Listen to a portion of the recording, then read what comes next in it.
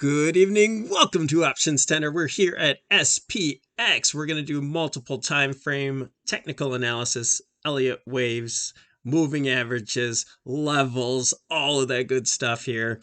If you are new, go down to that bottom right hand corner, hit that Options Tenor logo and subscribe. Don't forget to like the video. It helps us get these algorithms moving and shaking and helping us get these videos to others that need or want the assistance. So, traders, here we go. We have SPX. Just looking at real quick at the put to call ratios, we were really low until the last couple days. So, taking some puts off of the market. Today was pretty red. You know, you had NASDAQ that was leading the way. The NASDAQ breadth was pretty terrible. The S&P, not all that crazy bad, but it was definitely bearish. NYSE, definitely 27 to 6 on the decline. Volume there. All right, here we go. SPX on the monthly time frame, working on the last waves here of 1, 2, 3, 4, possible top of wave 5 of the primary as well. Now we on this monthly time frame, we do have officially with this new candle a cross here, a bearish cross, so that's something to look at in the long term. It could be a possible sign of a bear market. I know that's not good news, but we're traders. We trade both ways. All right. Also, RSI coming down from overbought areas. Looking at the candle, we're having a somewhat inside month just to start. We have so much time left on this month, so we'll continue to monitor that, but we're coming into the 8 EMA. Going down to the weekly. On this weekly chart, you see it broke out from this megaphone, came back to retest. We could adjust that line a little bit to, you know, there's another spot to say that we retested that already. But the important part is that from this 1, 2 possible wave 3, if we did not top, the 4 is still in play. We held the 382 Fibonacci retracement from the 2 to the top of the 3. We had a 40% retracement there. So what I really want to dig into is those candles. Now, we didn't cross back over bullish yet. We're right at the 0 line at a neutral spot. So this is obviously a crucial moment.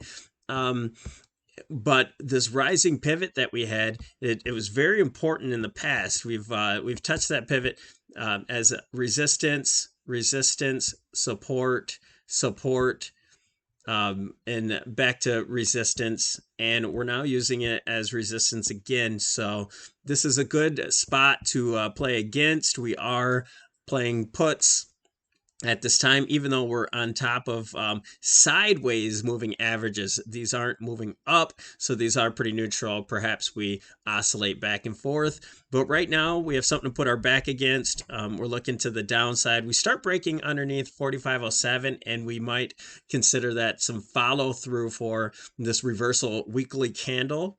And then if we start getting underneath the averages, then we can start testing the lows here.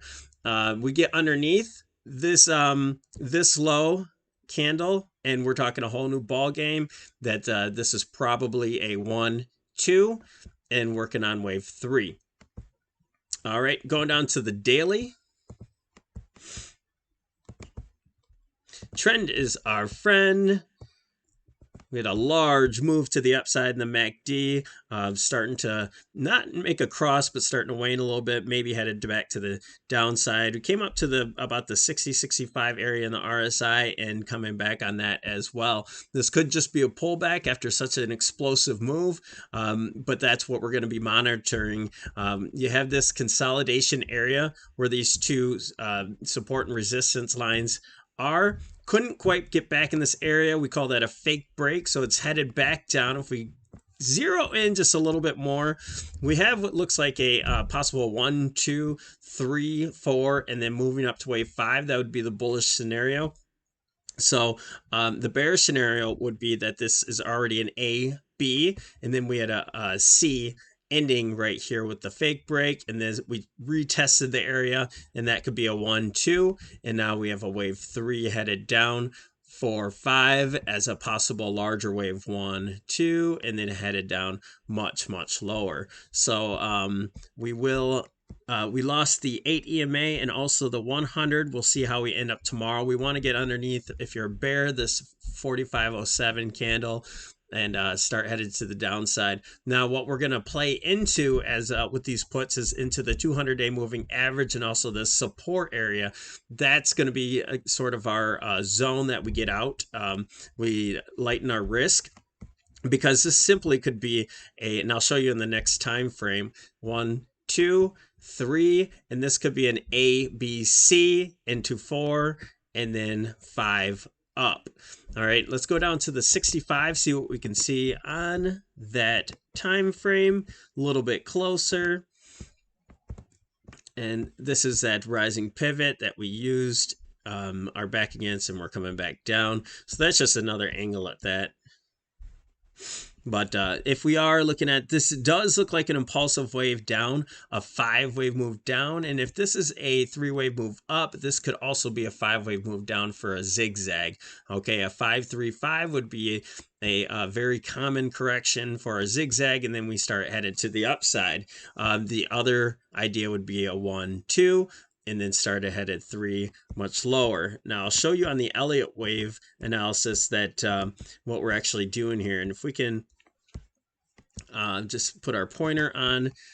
So if we have an A and a B that ends here, this would be a possible 1. I'm not sure how we can get a 5-wave move in there, but anything's possible there. You know, so let's just call that a 1, 2, and then 1, 2, 3, 4, 5 for the end of wave 3. And then A, we'll put that out of here. This would be a possible A,